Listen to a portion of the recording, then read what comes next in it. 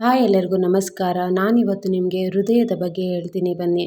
ಹೃದಯ ಏನೇನೆಲ್ಲ ಕಾರ್ಯವನ್ನು ಮಾಡುತ್ತೆ, ಹಾಗೆ ಅದರಲ್ಲಿ ಎಷ್ಟು ಭಾಗಗಳಿದ್ದಾವೆ ಅನ್ನೋದ್ರ ಬಗ್ಗೆ ಈ ವಿಡಿಯೋದಲ್ಲಿ ತಿಳಿಸ್ತೀನಿ ಬನ್ನಿ.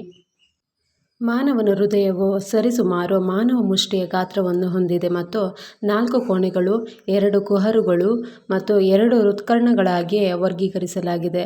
ಹೃತ್ಕರ್ಣ ಮತ್ತು ಕುಹರಗಳು ಕ್ರಮವಾಗಿ ರಕ್ತವನ್ನು ಸ್ವೀಕರಿಸುವ ಮತ್ತು ಪಂಪ್ ಮಾಡುವ ಕೋಣೆಗಳಾಗಿವೆ. ಇವುಗಳಲ್ಲಿ ಬಲ ಹೃದಯ ಬಲ ಹೃತ್ಕರ್ಣ ಮತ್ತು ಕುಹರದಿಂದ ಕೂಡಿದೆ ಮತ್ತು ಎಡ ಹೃದಯ ಎಡ ಹೃತ್ಕರ್ಣ ಮತ್ತು ಕುಹರದಿಂದ ಕೂಡಿದೆ.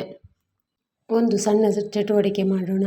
ನಿಮ್ಮ ಅಂಗೈಯನ್ನು ನಿಮ್ಮ ಎದೆಯ ಮೇಲೆ ಇರಿಸಿ. ನೀವು ಬಡಿತವನ್ನು ಅನುಭವಿಸಬಹುದೇ? ಇದು ನಿಮ್ಮ ಹೃದಯ ಬಡಿತ ಎಂದು ನಿಮಗೆ ತಿಳಿದಿರಬೇಕು.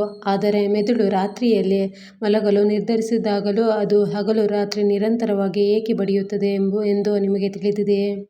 ಏಕೆಂದರೆ ಸಸ್ಯಗಳಿಗಿಂತ ಭಿನ್ನವಾಗಿ ನಮ್ಮ ಜೀವಕೋಶಗಳು ನೇರವಾಗಿ ವಾತಾವರಣದಿಂದ ಆಮ್ಲಜನಕವನ್ನು ತೆಗೆದುಕೊಳ್ಳುವುದಿಲ್ಲ ಮತ್ತು ವಾತಾವರಣಕ್ಕೆ ಇಂಗಾಲದ ಡೈಆಕ್ಸೈಡನ್ನು ನೀಡುವುದಿಲ್ಲ. ಮಾನವರಲ್ಲಿ ಅನಿಲಗಳ ವಿನಿಮಯವು ಶ್ವಾಸಕೋಶದ ಸಹಾಯದಿಂದ ಸಂಭವಿಸುತ್ತದೆ ಮತ್ತು ರಕ್ತವು ಉಸಿರಾಡುವ ಆಮ್ಲಜನಕವನ್ನು ಶ್ವಾಸಕೋಶದಿಂದ ಅಂಗಾಂಶಗಳಿಗೆ ಮತ್ತು ಇಂಗಾಲದ ಡೈಆಕ್ಸೈಡನ್ನು ಅಂಗಾಂಶದಿಂದ ಶ್ವಾಸಕೋಶಕ್ಕೆ ಹೊರಹಾಕಲು ಸಹಾಯ ಮಾಡುತ್ತದೆ. ಆದರೆ ದೇಹದಾದ್ಯಂತ ಸದಾ ರಕ್ತ ಹರಿಯಲು ಕಾರಣವೇನು ಗೊತ್ತಾ? ಅದು ಹೃದಯದ ನಿರಂತರ ಬಡಿತ.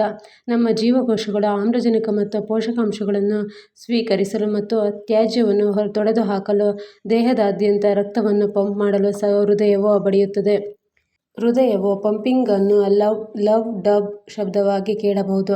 ಆರೋಗ್ಯವಂತ ಮಾನವ ವಯಸ್ಕರಲ್ಲಿ ಹೃದಯವು ನಿಮಿಷಕ್ಕೆ ಸರಾಸರಿ 72 ಬಾರಿ ಬಡಿಯುತ್ತದೆ ಮತ್ತು ಸ್ಟೆಥೋಸ್ಕೋಪ್ ಸಹಾಯದಿಂದ ಅದನ್ನು ಕೇಳಲು ಪ್ರಯತ್ನಿಸುತ್ತಿರುವ ವೈದ್ಯರನ್ನು ನೀವು ನೋಡಿರಬೇಕು. ಆದರೆ ಹೃದಯವು ಹೇಗೆ ಕಾಣುತ್ತದೆ? ಇದು ರಕ್ತವನ್ನು ಹೇಗೆ ಪಂಪ್ ಮಾಡುತ್ತದೆ? ಹೃದಯವು ಸರಿಯಾಗಿ ಕಾರ್ಯನಿರ್ವಹಿಸದಿದ್ದರೆ ಏನಾಗಬಹುದು ಎಂಬುದನ್ನು ತಿಳಿಯೋಣ ಬನ್ನಿ. ಮಾನವನ ಹೃದಯವು ಜೀವವನ್ನು ಉಳಿಸಿಕೊಳ್ಳುವ ಜವಾಬ್ದಾರಿಯನ್ನು ಹೊಂದಿರುವ ಅತ್ಯಂತ ಅವಶ್ಯಕವಾದ ಅಂಗಗಳಲ್ಲಿ ಒಂದಾಗಿದೆ. ಇದು 4 ಕೋಣೆಗಳನ್ನು ಹೊಂದಿರುವ ಟೊಳ್ಳಾದ ಸ್ನಾಯುವಿನ ಅಂಗ ಎಂದು ವ್ಯಾಖ್ಯಾನಿಸಲಾಗಿದೆ. ಇದು ಮೆಸೊಡರ್ಮಲ್ ಅಂಗಾಂಶದಿಂದ ಪಡೆಯಲಾಗಿದೆ. ಮಾನವ ಹೃದಯದ ಗಾತ್ರವು ಬಿಗಿಯಾದ ಮುಷ್ಟಿಯ ಗಾತ್ರವಾಗಿದೆ. ಹೃದಯವು ಮಾನವ ದೇಹದಲ್ಲಿನ ಅತ್ಯಂತ ಶಕ್ತಿಶಾಲಿ ಮತ್ತು ಶ್ರಮತೀವ್ರ ಸ್ನಾಯುಗಳಲ್ಲಿ ಒಂದಾಗಿದೆ.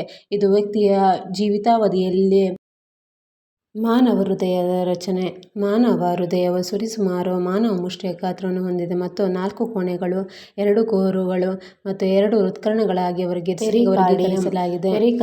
ಹೃತ್ಕರ್ಣ ಮತ್ತು ಕುಹರಗಳು ಕ್ರಮವಾಗಿ ರಕ್ತವನ್ನು ಸ್ವೀಕರಿಸುವ ಮತ್ತು ಅದು ಹೃದಯದ ಬಾಹ್ಯ ಹೊದಿಕೆ. ಇವುಗಳಲ್ಲಿ ಬಲ ಹೃದಯ ಬಲ ಹೃತ್ಕರ್ಣ ಮತ್ತು ಕುಹರದಿಂದ ಕೂಡಿದೆ ಎಂದು ಒಳಗಿನ ಎಡ ಹೃದಯ ಎಡ ಹೃತ್ಕರ್ಣ ಮತ್ತು ಕುಹರದಿಂದ ಮತ್ತಷ್ಟು ಬಾಹ್ಯ ಪ್ಯಾರಿಯಲ್ ಮತ್ತು ಒಳಾಂಗಣದ ಪದರಗಳಾಗಿ ವಿಂಗಡಿಸಲಾಗಿದೆ. ಹೃದಯವನ್ನು ನಯಗೊಳಿಸಲು ಮತ್ತು ಸುತ್ತಮುತ್ತಲಿನ ಅಂಗಗಳ ನಡುವಿನ ಘರ್ಷಣೆಯನ್ನು ಕಡಿಮೆ ಮಾಡಲು ಸಿರಸ್ ಪದರವು ಪೆರಿಕಾರ್ಡಿಯಲ್ ದ್ರವ ಎಂಬ ದ್ರವವನ್ನು ಉತ್ಪಾದಿಸುತ್ತದೆ.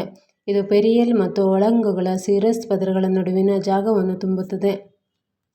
ಮಾನವನ ಹೃದಯದ ಪದರಗಳು ಎಪಿಕಾರ್ಡಿಯಮ್, ಮಯೋಕಾರ್ಡಿಯಮ್, ಎಂಡೋಕಾರ್ಡಿಯಮ್.